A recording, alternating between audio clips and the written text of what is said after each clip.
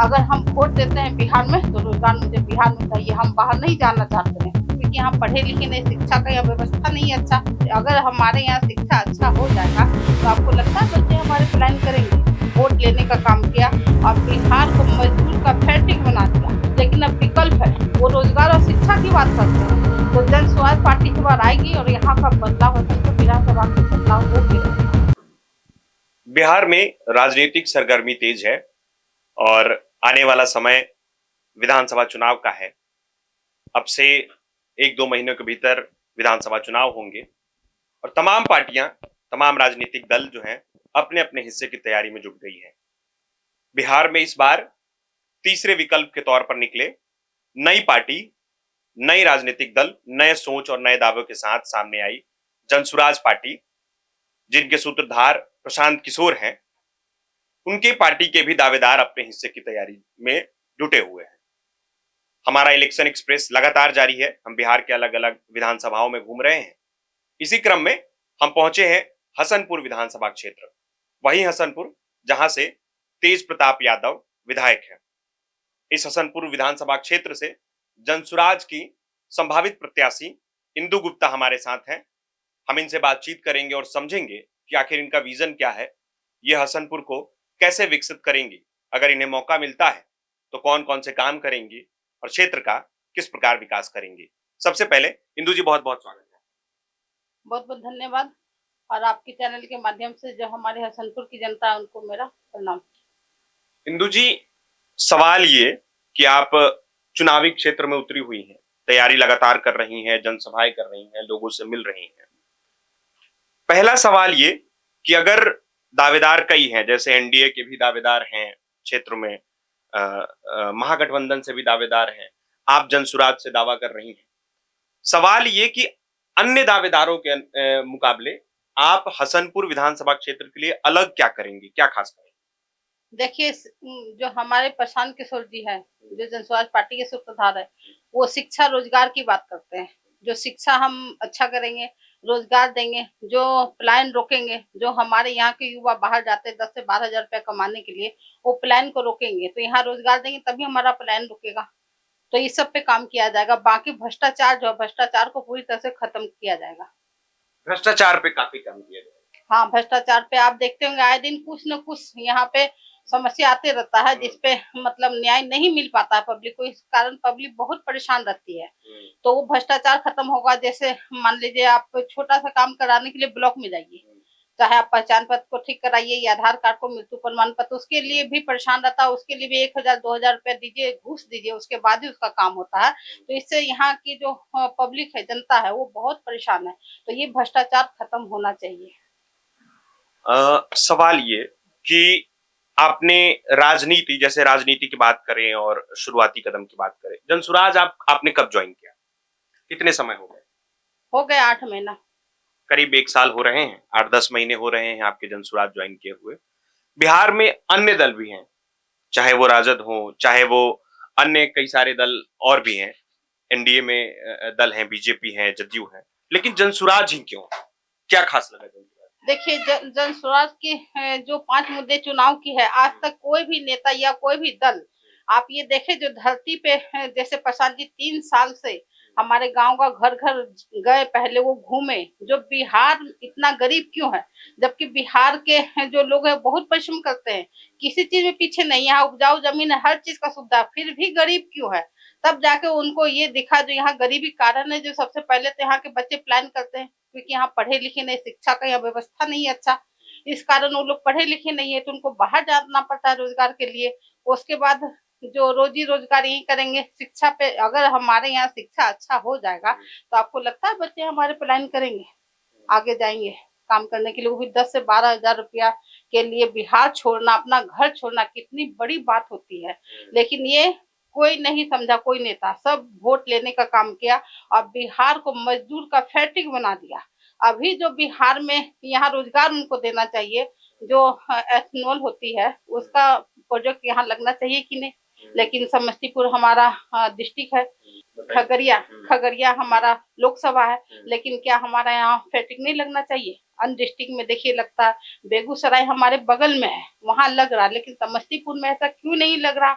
ये तो मैं मतलब जो गठबंधन की सरकार है, नीतीश जी और मोदी जी से पूछना चाहते हैं, ऐसी क्या दुश्मनी है जो समस्तीपुर में आप कुछ भी नहीं कर रहे हैं। अभी जो आप ट्रेन दिए हैं वंदे मातरम, जो हसनपुर से चल रही है, वो क्यों दिए हैं? ताकि जो हमारे लोग हैं मजदूरी करने के लिए गुजर जाए। और उसका रेट क्या है?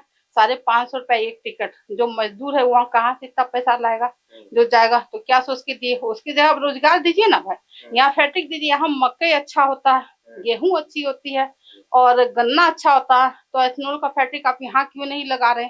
जो हमारे जो जितने भी युवा है जो इधर उधर भटक रहे हैं, उनको रोजगार मिला जाए। तो जो जब जब जन स्वराज पार्टी आएगी तो इसी सब पे काम हुआ जाएगा, रोजगार यही मिलेगा। बिहार में हसनपुर विधानसभा में रोजगार मिलेगा ताकि हमारे युवा पलायन ना करे। जैसे यहाँ पढ़ाई की कमी है, तो यहाँ डिग्री कॉलेज तेज प्रताप जी बोले थे जो हम डिग्री कॉलेज देंगे, क्या दिए? 17 महीना वो रहे सरकार में, लेकिन क्या चाहते थे यहाँ डिग्री कॉलेज नहीं बनता हमारा। लेकिन 17 महीना रहे, लेकिन क्या किए हसनपुर के लिए? हम लोग उनको क्यों चुने थे विधायक के रूप में कि वो लालू जी के बेटा है, मंत्री का बेटा है, यहाँ का विकास होगा।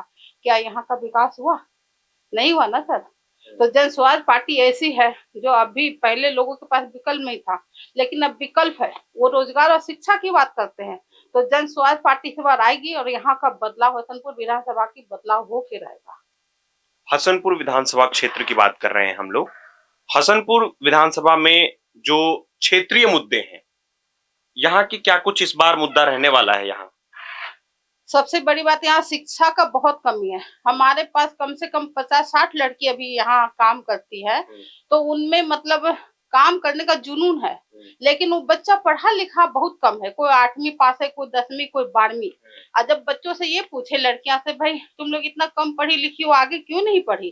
तो बोला मैडम क्या करे, बाप माँ नहीं पढ़ाया तो हम कैसे पढ़े। जब उनके बाप माँ के पास गए, जब आप क्यों नहीं दीदी इनको पढ़ाए, तो बोले देखिए 10 से 12 हजार कमाता हमारा पति, वो भी बाहर रहते, 6 महीना वहाँ काम करते हैं, 6 महीना आते तो वही पैसा हम लोग खा लेते हैं। अब बच्चे को हम पढ़ाए या बच्चे के शादी के लिए हम पैसा जोड़े? हमें कोई ऐसा रोजगार दीजिए जो हम भी यहाँ करें, हमारे बच्चियां भी करें, ताकि हम बच्चे को पढ़ाए। अब पढ़ाने का सुविधा यहाँ होना चाहिए। जो नीतीश जी अभी बोल रहे पंचायत में हम विवाह भवन बनाएंगे, उसके बजाय अगर लाइब्रेरी बना देते तो बच्चों के लिए कितना अच्छा होता। बच्चे शांति से जाके पढ़ पाते, क्योंकि ये गांव का इलाका है, यहाँ आए दिन शादी ब्याह कुछ न कुछ होते रहता है, बच्चे घर में डिस्टर्ब होते हैं। तो गरीब बच्चा कहाँ से एडजस्ट कर पाएगा? जो पढ़ने वाला बच्चा वो भी वहां दब जा रहा है। तो लाइब्रेरी अगर होगी हर पंचायत में तो हमारे बच्चे आराम से पढ़ेंगे, उनके अंदर जुनून है। इनको कोई आगे बढ़ाने वाला नहीं है। अगर कोई आगे बढ़ाने वाला हो तो बिहार के बच्चे इतिहास रचेंगे। तो ये है जनसुराज ज्वाइन करने का मेन मुद्दा ये है मेरा, जो शिक्षा रोजगार की बात करते हैं। और मुझे यही पसंद आई, क्योंकि मैं भी एक पलायन का हिस्सा हूँ। मैं हरियाणा, पंजाब, दिल्ली में रह के आई हूँ। वहाँ पे जो मतलब बिहारी भाई जो जाते हैं, आप जाके पता करिए हरियाणा पंजाब, उसको हम बिहारी नहीं, इज्जत नहीं दिया जाता, भैयन बोला जाता है। भैयन मतलब बिहारी एक गाली शब्द हो गया है। आज मेरी आंखों देखी एक घटना है। जिस समय हम शुरू शुरू में गए थे हरियाणा में, एक बिहारी औरत थी, उनका बच्चा को कोई मतलब वहीं के हरियाणी जो था, बोला बच्चा मुझे दे दो, तुम निकलो। कौन अपना बच्चा छोड़ेगा? लेकिन कोई न तो वहां का पब्लिक उसका साथ दिया, न पुलिस न प्रशासन, कोई साथ नहीं दिया। उस दिन हम देखे थे तो बिहारी का कोई इज्जत नहीं है बाहर में। तो मुझे लगा जो भाई उस समय हम भी किसी लायक नहीं थे, क्योंकि हम भी अपनी जिंदगी का संघर्ष कर रहे थे। लेकिन बिहारी के साथ ऐसा ऐसा वहां पे होता है। तो बिहार में ही हमें रोजगार दिया जाए। अगर हम वोट देते हैं बिहार में तो रोजगार मुझे बिहार में चाहिए, हम बाहर नहीं जाना चाहते हैं। आप देखे हरियाणा पंजाब का आदमी कभी बिहार में आके काम किया है? क्यों नहीं किया? इस मुद्दे पे कोई सोचा? लेकिन हम बिहारी हर जगह हर राज्य में जाके काम करते हैं।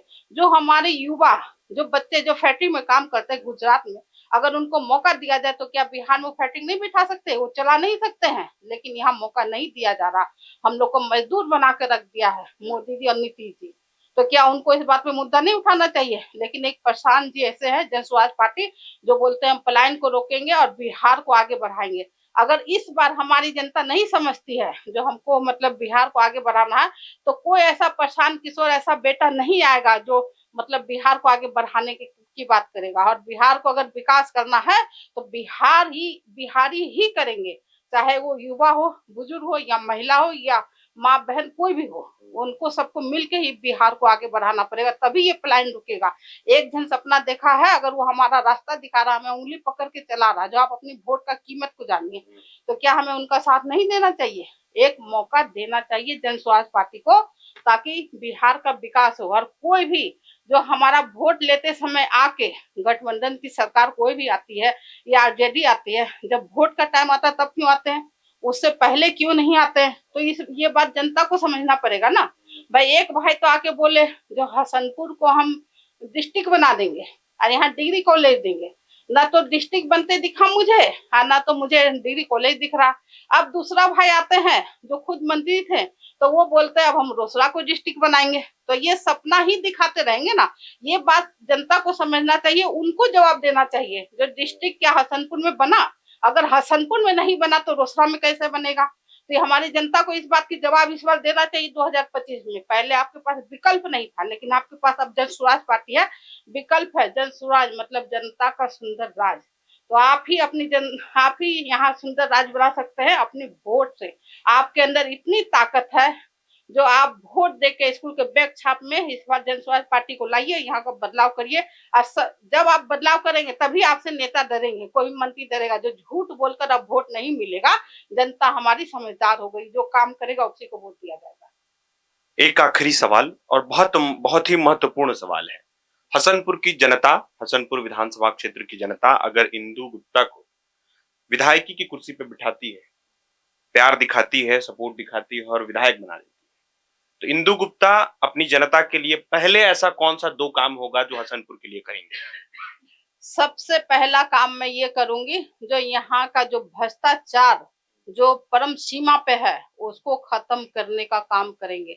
उसके बाद शिक्षा पे काम होगा, जो यहाँ पे नहीं हो रहा है, चाहे सरकारी स्कूल हो या कोई भी स्कूल हो, ढंग से पढ़ाई नहीं हो, शिक्षा पे काम किया जाएगा। रोजगार पे काम किया जाएगा, छोटा मोटा भी रोजगार यहाँ पे हसनपुर विधानसभा में होगा, ताकि उसमें हमारे जो महिला है वो भी काम कर सके, जो हमारी युवा है वो भी काम कर सके और उनको बाहर नहीं जाना पड़े। तो ये 3 काम सबसे पहले होगी। अब चूंकि सामने चुनाव है और दावेदारी आपकी भी है, जन स्वराज पार्टी से आप संभावित प्रत्याशी हैं, सवाल ये कि आप अपनी जनता को, हसनपुर की जनता को हमारे प्लेटफॉर्म के माध्यम से, इस वीडियो के माध्यम से क्या अपील करना चाहिए?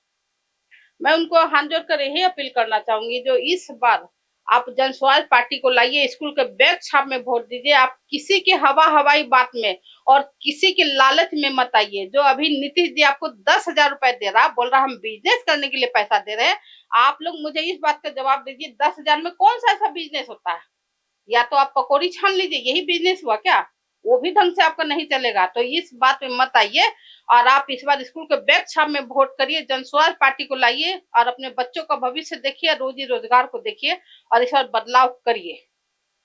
तो ये हसनपुर विधानसभा क्षेत्र जो समस्तीपुर जिले में पड़ता है और लोकसभा क्षेत्र यहाँ खगड़िया है, ये यहाँ से जन स्वराज की ये संभावित प्रत्याशी हैं, दावा कर रही हैं कि आने वाले समय में अगर इन्हें मौका मिलता है तो किस प्रकार ये भ्रष्टाचार को और शिक्षा पे काम करेंगे।